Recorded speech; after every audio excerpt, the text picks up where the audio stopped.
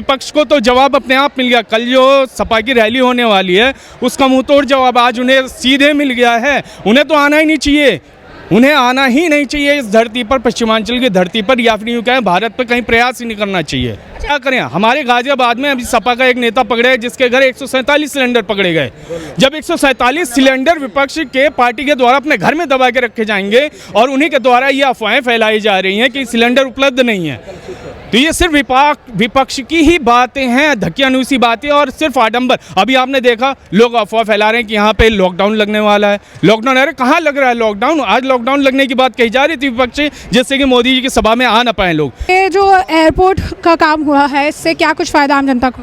जी देखिए, जहाँ तक एयरपोर्ट की बात आपने की तो भारत के विकास में इसका बहुत ही, या यूँ कहते हैं पश्चिमी उत्तर प्रदेश या अंतर्राष्ट्रीय तौर पे भारत के विकास में बहुत ही महत्वपूर्ण योगदान रहेगा कि जहाँ और देशों में जाने के लिए हमें सिर्फ दिल्ली पे डिपेंडेंट रहना पड़ता था, क्योंकि यहाँ पे हर प्रदेश का वासी रहता है इस पश्चिमी उत्तर प्रदेश में, उसके लिए एक ही एयरपोर्ट पे निर्भर थे हम दिल्ली के लिए। परंतु अब आस पास के जितने भी प्रदेश के लोग हैं, चाहे हम एनसीआर की बात कर लें, चाहे दिल्ली की बात कर लें, चाहे गाजियाबाद की बात कर लें, अब उन्हें दिल्ली की तरफ रुख नहीं करना पड़ेगा। उनके पास में सीधे आप एलिवेटेड से या फिर एक्सप्रेसवे से आप सीधे यहाँ जेवर आ सकते हैं और जेवर आ करके आप शीघ्र अतिशीघ्र आप विदेशों की यात्रा या फिर अंतर्राज्यीय यात्राओं का लुत्फ उठा सकते हैं। अच्छा, किसानों को भी फ़ायदा बताया जा रहा है काफ़ी इससे?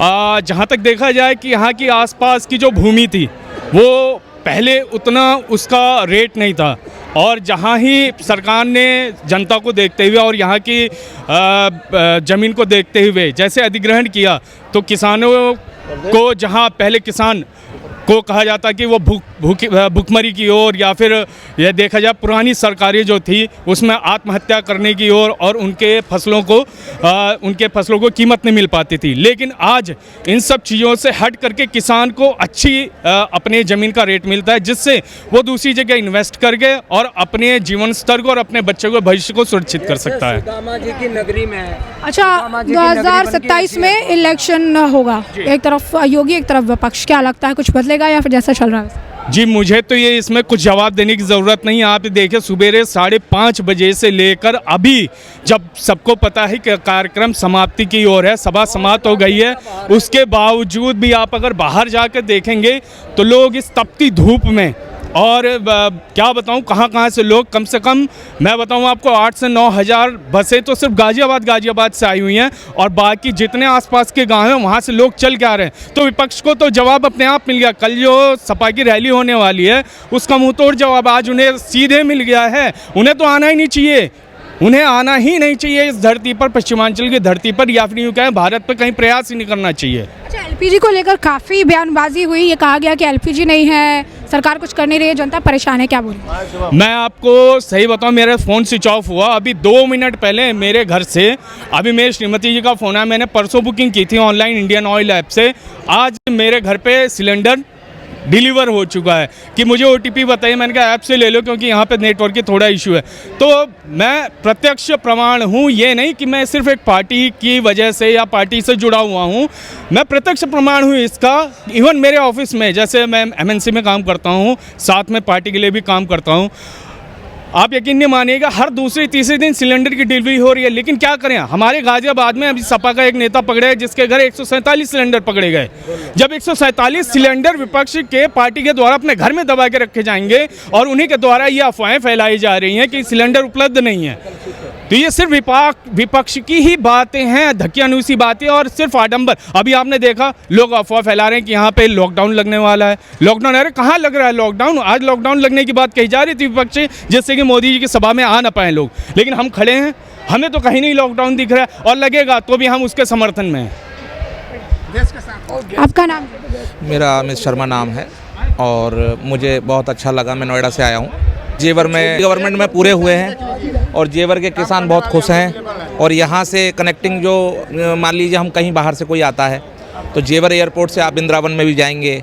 वर्ल्ड का सबसे बड़ा मंदिर इस्कॉन मंदिर बन रहा है, मतलब काफ़ी कनेक्टिविटी हो गई है। और नोएडा से मतलब ये फिल्म सिटी भी यहाँ पर बनने वाला है, बस स्टैंड सबसे बड़ा बनने वाला है। मोदी की गवर्नमेंट में सारी जनता खुश है। जो ये किसानों को आपको क्या लग रहा है, क्या कुछ फ़ायदा जो है एयरपोर्ट से हुआ है? एयरपोर्ट से किसानों को ये फ़ायदा हुआ है कि इनके जो इनको आय मिलेगी वो भी बहुत अच्छी वो है गवर्नमेंट के थ्रू, और यहाँ पर इनके जो बच्चे हैं उनको भी फ़ायदा मिलेगा, यहाँ से उनको भी जॉब मिलेंगी और उनको यहीं रोज़गार मिल जाएगा, उनको कहीं बाहर जाने की ज़रूरत नहीं है। और यहाँ के लोगों को काफ़ी फ़ायदा है। कहीं पीजी को लेकर काफ़ी ज़्यादा अफवाह भी फैलाई गई, काफ़ी तमाम चीज़ें कही गई कि क्राइसिस है और सरकार कुछ नहीं कर रही है, चूल्हा लगाना पड़ेगा, अब चूल्हे पे खाना पड़ेगा, क्या कर नहीं। कुछ नहीं है। विपक्ष लोग ये जो मुद्दा उठा रहे हैं और इससे पार्टी को बदनाम करना चाह रहे हैं, उनकी छवि को ख़राब करना चाह रहे हैं, मोदी योगी जी की छवि को। आप देख सकते हैं जो बाहर देशों में जो इस समय चल रहा है, युद्ध चल रहा है, वो हालात तो नहीं है कम से कम हमारे भारत के अंदर। जो भारत यूक्रेन में देख लीजिए आप, और जगह देख लीजिए, देश पूरे के पूरे बर्बाद हो गए, वहाँ पर कुछ नहीं बचा। अपने देश में ये बुरी हालत तो नहीं है कम से कम। तो इसलिए हमें मोदी और योगी जी को और सपोर्ट करना चाहिए, और हम ये चाहते हैं कि यही आगे तक हम लोगों को सेफ रख सकते हैं। 27 में चुनाव होंगे उत्तर प्रदेश में, योगी वर्सेस विपक्ष, क्या कुछ लग रहा है? 27 में चुनाव होंगे तो विपक्ष को तो खैर इनका तो आपने देखा मुखौटा निकल ही है इनका। जो इन्होंने जो पहले योजनाएं थी वो उन पे भी इन्होंने बिल्कुल मतलब धब्बा कर रखा था। अटल जी के टाइम की ये एयरपोर्ट बनना था, जो कि मोदी जी के उसमें पूरा हुआ है। मोदी जी का भाषण सुना? बिल्कुल सुने, योगी जी का बिल्कुल सुने हैं। तो अब ये जो जेवर एयरपोर्ट का जो उद्घाटन हुआ है और बहुत सारे पार्ट्स में भी होने वाले, तो क्या कुछ फ़ायदा हो रहा है इससे? जी देखिए, सबसे बड़ा फ़ायदा तो एक ये होगा कि जो ट्रैवलिंग है लोगों के लिए सबसे ज़्यादा आसान हो जाएगी, मेनली स्टूडेंट्स के लिए हो जाएगी। ग्रेटर नोएडा, दिल्ली, एनसीआर ये सब जो है हब है स्टूडेंट्स का, तो उनके लिए जो दूर दूर से आते हैं सबसे ज़्यादा तो उनके लिए सुविधा हो जाएगी। और दूसरी चीज़ ये हो जाएगी कि जो इतनी बड़ी ये जो जगह बनी है, एक नाम है उत्तर प्रदेश का डेवलपमेंट का, विकास सबसे ज़्यादा दिखाई देगा के लिए है, लॉजिस्टिक हब बन रहे हैं, कनेक्टिविटी है, कनेक्टिविटी नए दौर से ease of mode of transportation है, इतना बड़ा एयरपोर्ट है, जॉब अपॉर्चुनिटीज़ आएगी। माननीय मुख्यमंत्री और माननीय प्रधानमंत्री जी के नेतृत्व में ये हमारे क्षेत्रवासियों के लिए बहुत बड़ा योगदान है उनका।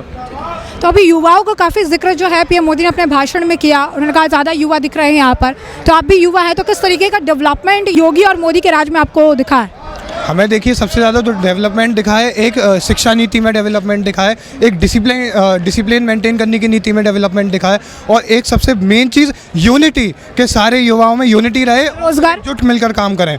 रोज़गार में भी देखिए अभी रोज़गार अभी हम यूथ में कर रहे हैं। ये जो ये एयरपोर्ट बना है और जो चीज़ें बनाई जा रही हैं, डेवलपमेंट हो रहा है, वो लोगों के लिए रोज़गार ही है और ये बढ़ता ही जा रहा है।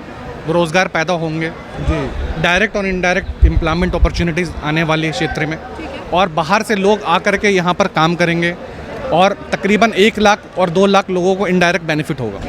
तो 2027 में उत्तर प्रदेश का चुनाव होगा, तो योगी वर्सेस जो भी ऑपोजिशन है, वो तो क्या लगता है कुछ चेंज होगा? योगी जी ही देखिए सबसे ज़्यादा सिद्ध, इसमें अच्छे से बीजेपी ही यहाँ पर सिद्ध हो सकती है। क्यों? एक ही तरीके से, क्योंकि जो विकास उन्होंने किया है, जो यहाँ पर क्राइम उन्होंने ख़त्म किया है, और आज के ज़माने में बिल्कुल गुंडा राज, माफिया सब समाप्त कर दिए। जितना ज़्यादा हम बच्चे, लेडीज़, लॉ एंड ऑर्डर जो सेफ है, प्रशासन अपने तरीके से काम कर पा रहा है एक फ्री हैंड तरीके से क्राइम को लेकर के, तो ये एक चीज़ यूथ को सबसे अच्छी लगती है, शिक्षा नीति अच्छी लगती है, तो बीजेपी ही आकर इस काम को कर सकती है। इसलिए सत्ता है अब बीजेपी की ही आएगी।